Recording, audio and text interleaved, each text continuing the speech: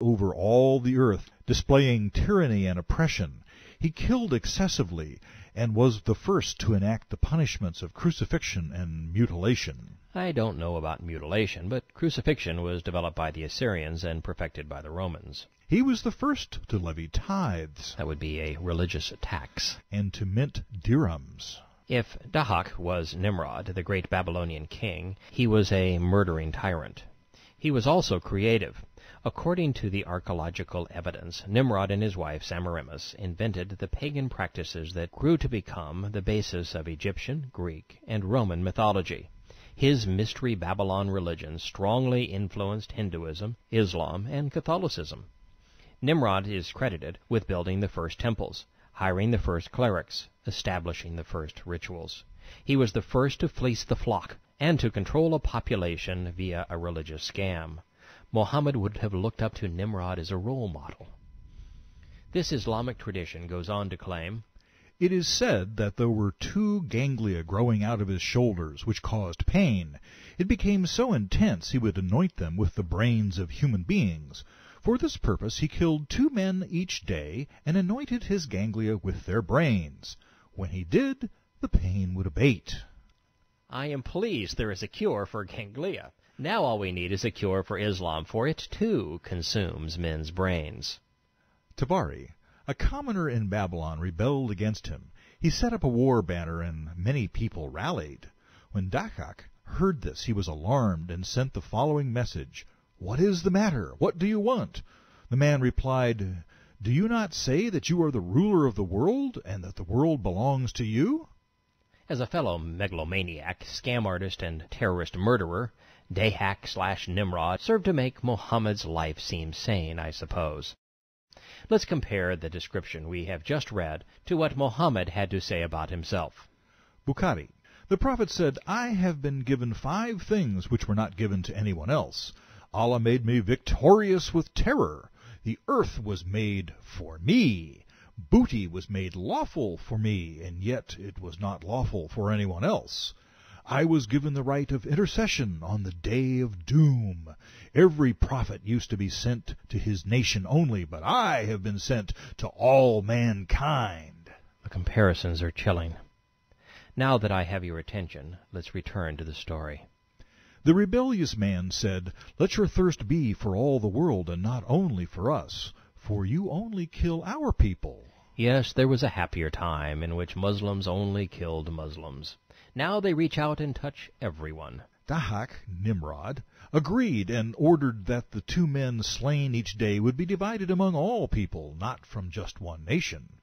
Nakak was Nimrod, and Adam was born during his era. Dahak had been a rebel who had seized the people of the land with witchcraft and deceit, and had completely terrified them with 2 serpents which had been on his shoulders. Let's compare the Dahak-Nimrod duo, which we are told are one and the same, with another inseparable duo, Allah and Muhammad.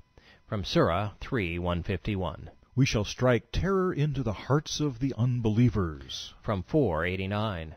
"Seize them and kill them wherever you find them." In 4:142 we find, "Surely the hypocrites strive to deceive Allah, and he shall retaliate by deceiving them." Then, Bukhari, "Magic was worked on Allah's apostle, and he was bewitched, so that he began to imagine doing things which in fact he had not done." I'm sure these similarities are just a coincidence. After all, one indistinguishable pair claimed to be God and prophet, the other a witch and tyrant. As such, it would be wrong for them to have anything in common. Dahak, Nimrod, built a city in Babylon called Harb, which means war in Arabic. He made Nabateans his couriers, the people who were subjected to every kind of pressure, and he slew young boys. In continuing with the similarities between Nimrod and Muhammad, you should know that the Prophet pressured Arabs to submit to Islam. Those who didn't were slain. Bukhari, the Prophet said, "If a Muslim discards his religion, kill him." Some would consider that to be pressure. In upcoming volumes of Tabari's history and in Ishaq's Surah, we shall be regaled with hadith showing Muhammad murdering young boys. In one shameful episode, he decapitated an entire tribe, slaughtering every boy over the age of 12.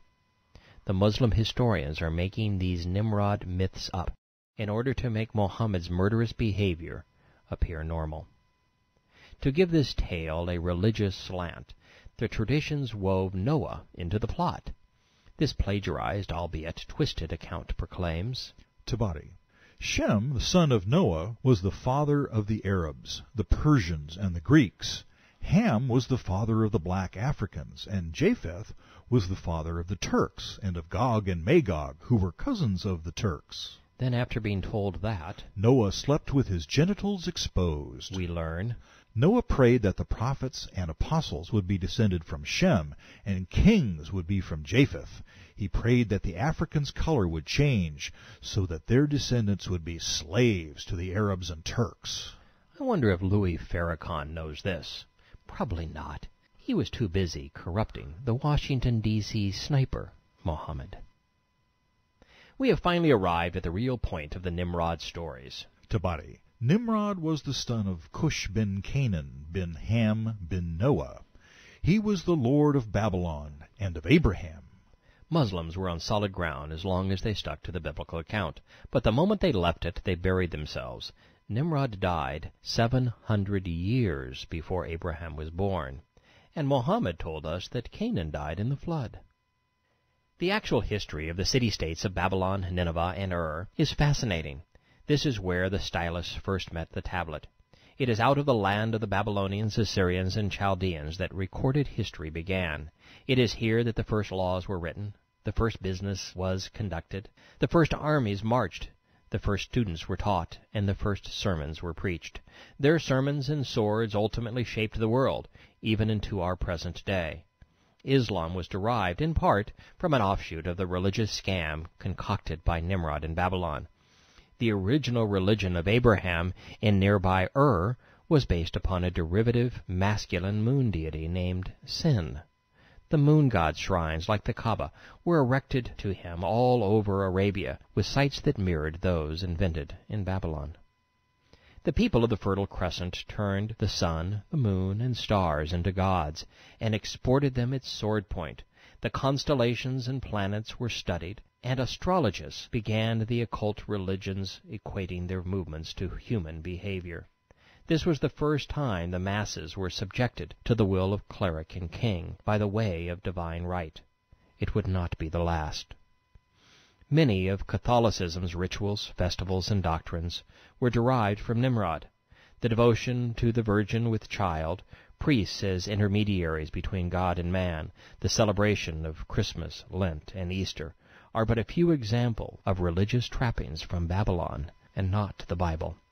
I share this with you not to expose Catholicism's foundations, nor to turn this into a mere history lesson, but so that you might understand the nature of these Islamic religious traditions better.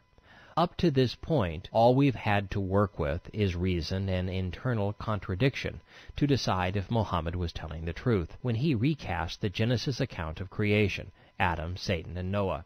Yes, they were incriminating, full of contradictions and inaccuracies, and yes, Muhammad's agenda of making Mecca and the Kaaba important, and his own rather unprophet-like behavior seem religious, was always transparent.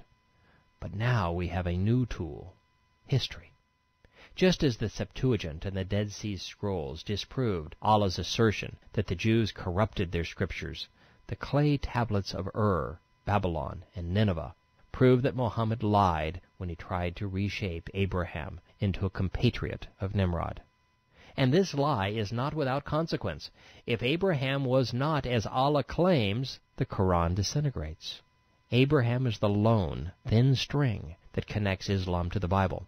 And without the Bible, all that is rational and religious in the Quran evaporates, and Islam with it. Abraham's story is repeated 30 times in the Quran in 15 different surahs. We hear Adam's tale of woe 4 times. Noah was a crowd-pleaser. The mocked messenger makes 30 appearances in 30 different surahs. You just can't get enough death and destruction. That's why Lot, Abraham's nephew, and a relatively minor biblical character, debuts no fewer than 15 times. He too was recast as Allah's messenger. The people didn't obey, so wham! Fire and brimstone. Moses, the great liberator, prophet, and miracle worker, was the most frequently named character in